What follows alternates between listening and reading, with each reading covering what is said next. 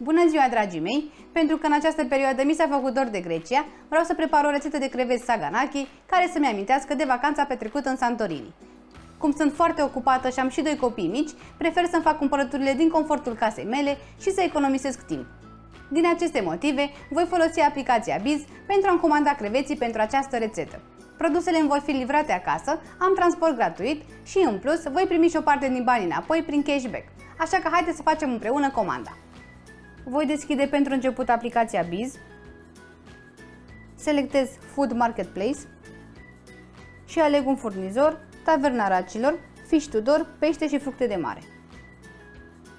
Pentru început îmi voi alege creveții pentru saganaki.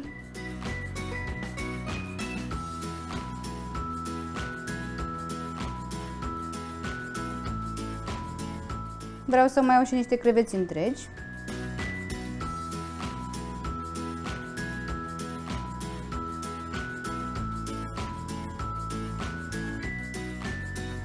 Și pentru că tot dau comandă, vreau să iau și niște scoici.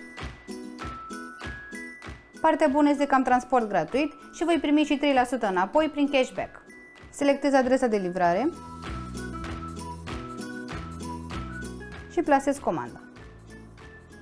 Am deja cardul adăugat în aplicație și trebuie doar să plătesc.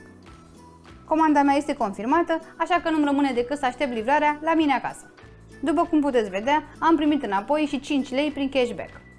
Pentru această rețetă vom avea nevoie de 500 de grame de creveți decorticați, o jumătate de kilogram de roșii decojite și tocate, 2 cepe tocate mărunt, 3-4 căței de usturoi răzuiți, o lingură de oregano uscat, un ardei iute, 3-4 linguri de ulei de măsline, 150 de grame de brânză feta sau telemea, sare și piper.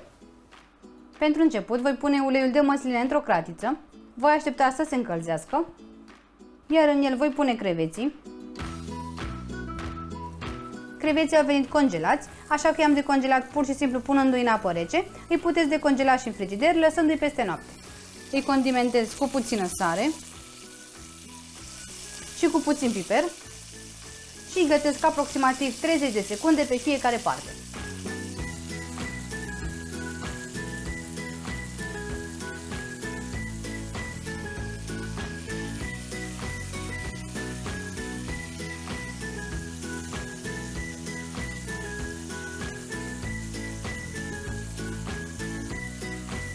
Îi pun și pe ceilalți și procedez exact la fel.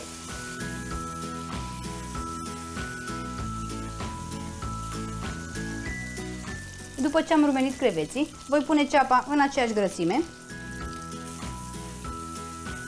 Voi adăuga și ardei iute și mai condimentez cu puțină sare și cu puțin piper.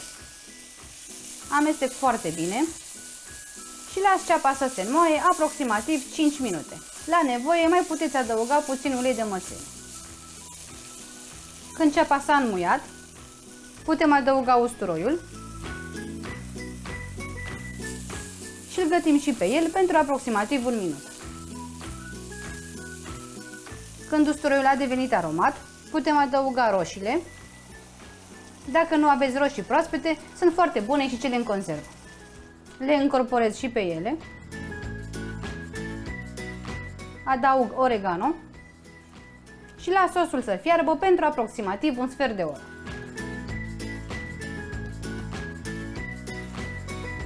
Când sosul este gata,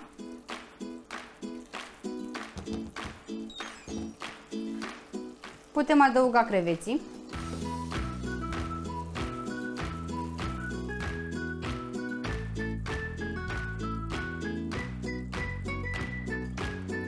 Voi pune și zeama acestora pentru că este foarte gustoasă. Iar peste ei voi pune brânza feta, pe care o puteți pune cuburi sau o puteți mărunți. Voi pune acum cratița la cuptor la 200 de grade pentru aproximativ 20 de minute sau până când brânza se va rumeni frumos. Creveții saganaki sunt gata, arată minunat, brânza s-a topit foarte frumos și miros incredibil de bine. Voi presăra acum puțin pătrunjel deasupra. Voi lăsa preparatul să se răcească aproximativ 5 minute, iar apoi îl putem servi direct din vasul în care a fost preparat. Este minunat cu o pâine cu coaja crocantă și neapărat alături de o limonadă rece. Sper din suflet să-l încercați și voi și să vă placă. La revedere!